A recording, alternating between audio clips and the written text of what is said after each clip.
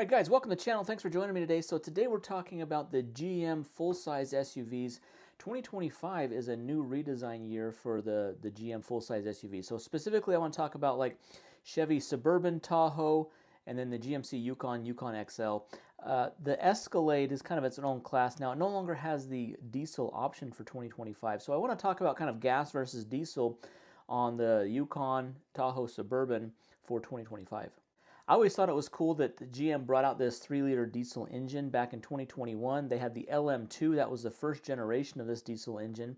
And now for 2025, they're bringing out the LZ0 RPO code engine, which is kind of a refreshed version of that 3-liter diesel engine. It's been in the full-size trucks, the Silverados, the Sierras, since 2022, so it's almost the last 3 years.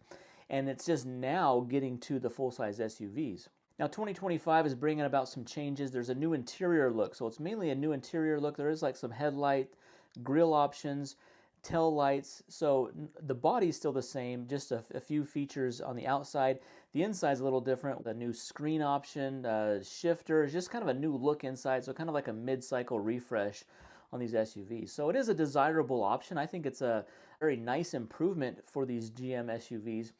The question I want to talk about today, so is it worth the price for the upgrade of the diesel option? Now, the diesel option is no longer available in the base trim. Like if we look at the Chevy Tahoe and Suburban in the LS trim is the base trim, you can't get the diesel engine in there. You can only get the 5.3 gas engine. So they have the 5.3 V8, there's the diesel 3-liter option, and then there's a 6.2-liter option. And so depending on the trim, depends on which is available and what the pricing is. Now, I owned a 2022 GMC Yukon XL. I bought mine in the SLE trim, which was the base trim, and all I ordered was the diesel option with a paint color surcharge. And so it's kind of like a base vehicle. I really liked it. Owned it for about 2.5 years, put 25,000 miles on it, and the diesel really performed great. Now, I like the vehicle. I just wasn't driving it a whole lot, so I ended up selling it. And now I've just kind of been looking at these newer 2025s and kind of the options on these. One thing that's interesting is the surcharge price of this diesel engine. For example, when I optioned and bought my vehicle, the generations, the 2021s, the 2024s, that was kind of the first year of the new body style. And the diesel engine in a lot of the trims was only like a $990 option. It was under $1,000 to option your vehicle with that. And it kind of made sense because you got better fuel economy, you got more torque.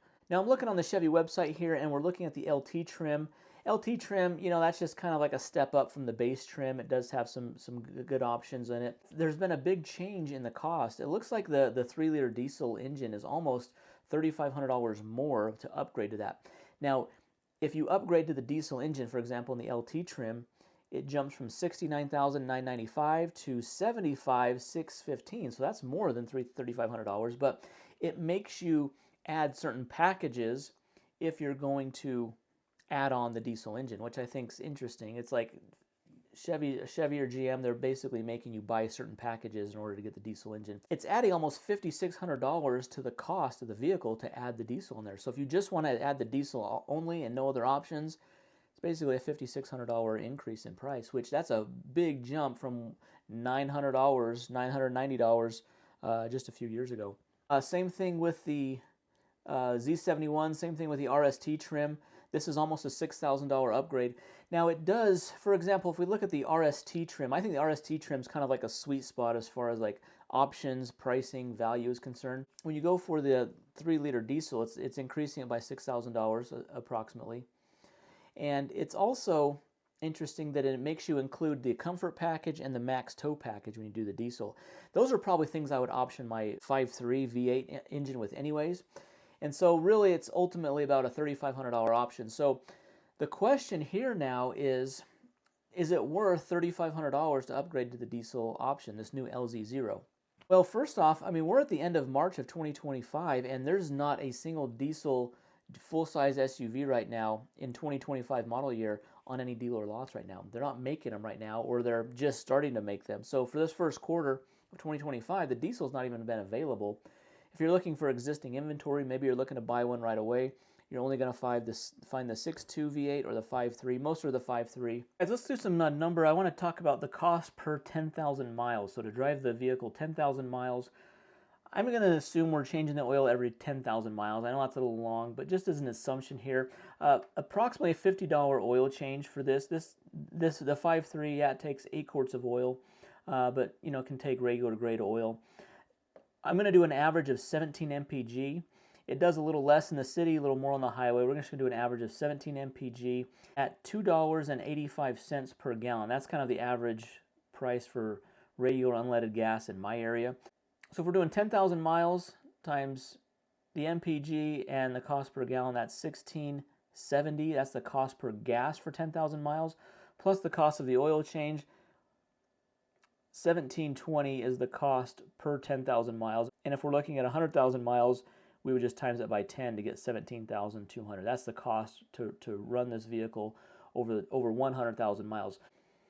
All right, so for example, the cost to run the diesel engine, now we are talking about the new LZ0, but I think this holds true. The specs are the same whether you're looking at like the LM2 or the LZ0, so a 2021 to 2024 or the new 2025s. So the oil change I have down here is $80. It is more expensive. Even though it takes less oil than the V8, the oil is more expensive. It takes this Dexos D version, which is expensive, putting down an average of $30 more per oil change. And then we also have to consider in the DEF, diesel exhaust fluid, and over the course of 10,000 miles, you could probably expect to pay around $40 for DEF.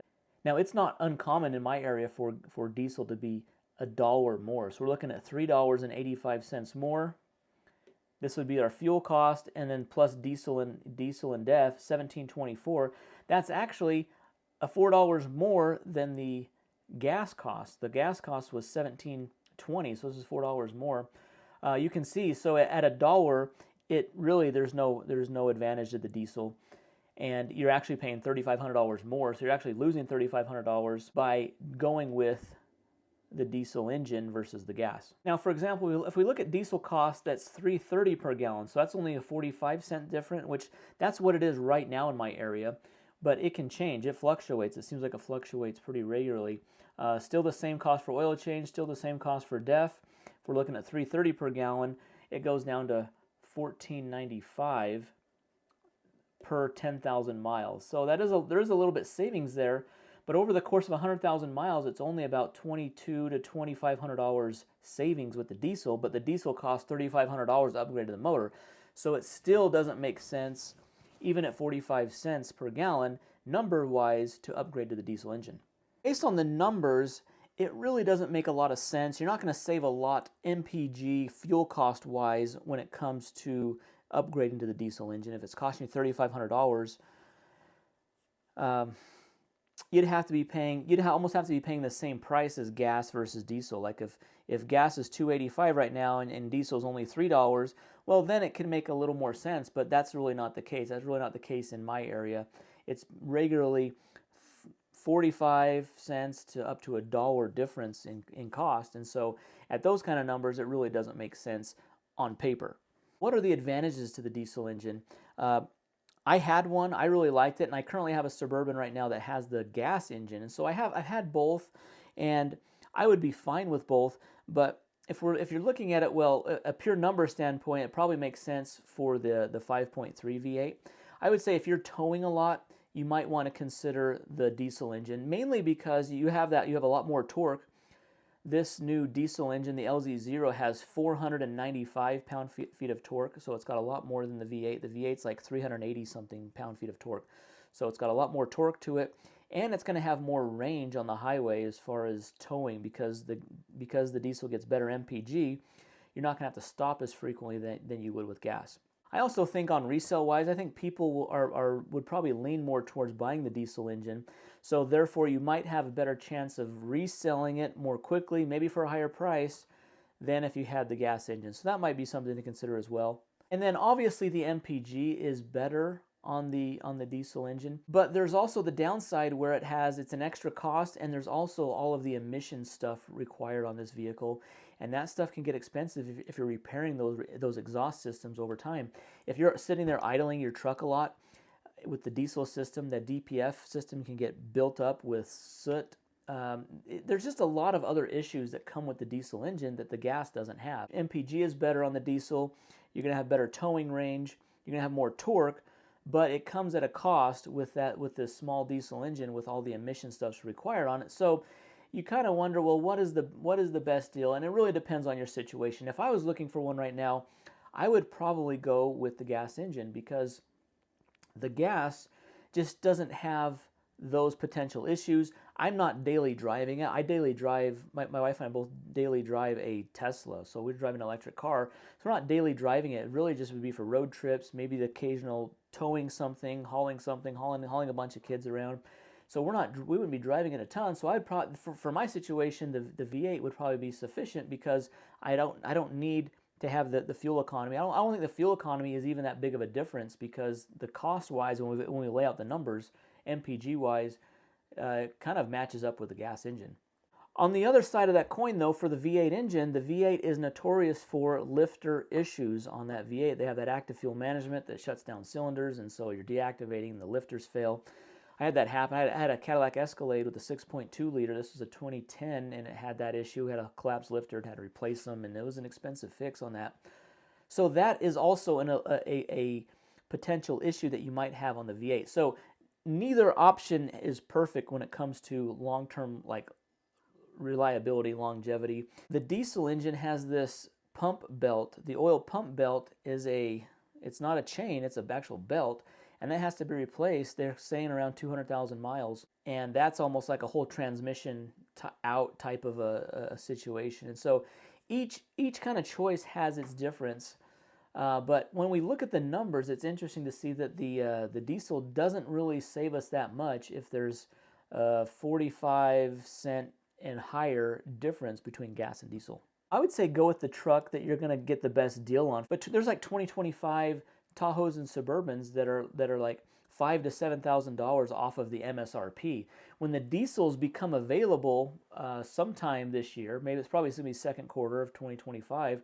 There's probably not going to be any discounts on those. Those are going to be, so if you could get, like, for example, if you get an RST for $7,000 off the MSRP with the 5.3, but you're waiting for the diesel, which that has a base MSRP of $80,000, and you could get one for a lot less than that on the gas engine, that could be worth it, because there may not be those kind of incentives, discounts on the diesel engine, but they are on the V8 engine. So it's just interesting to kind of compare the two different engines and the pricing on them. Leave your comments down below if you have any questions, if you have any more insights to share about gas versus diesel on these full-size SUVs. I'm curious to hear about this. But guys, thanks for watching the video. Hit that thumbs up, subscribe, and we'll see you in the next video. Thanks.